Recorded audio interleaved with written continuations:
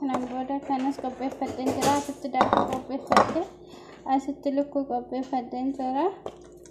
Turtiin keessan na waliin haa ta'u nyaata kana hojjedhe geessu killee kana waliin gaannaa.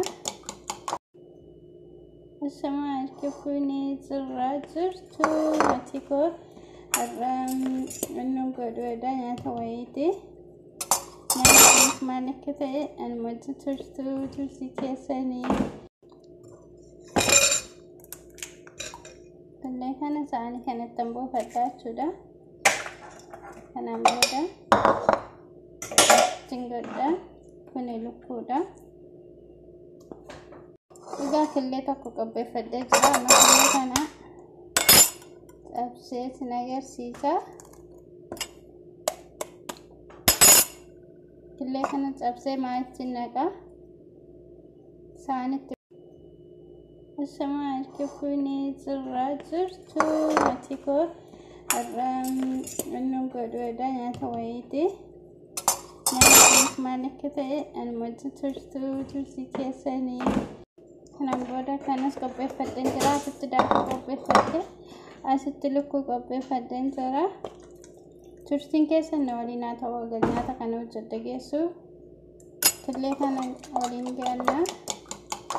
Saniin booda killee keessa goone daakuu kanarra akkasitti godhannee as keessa buufannaa jechuudha.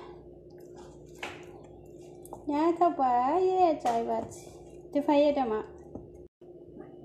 Nuti amma kanatti godhadheen jira jechuudha. Asirratti jaayiza godhadheen jira. Kanas immoo as keessatti killee jaayiza godhadheen jira. Saniin booda turtiin keessan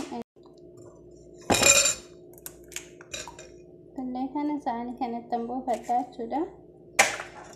Kanaan booda godha kuni lukkuudha. Saniin booda lukkuu kana asirra buufannaa jechuudha. Lukkuu kana hunda isaa daakuu kanarra buufannaa jechuudha.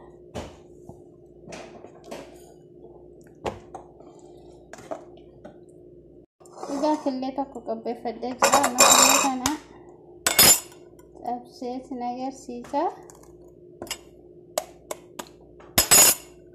Killee kana cabsee maalitti naqa saanitti.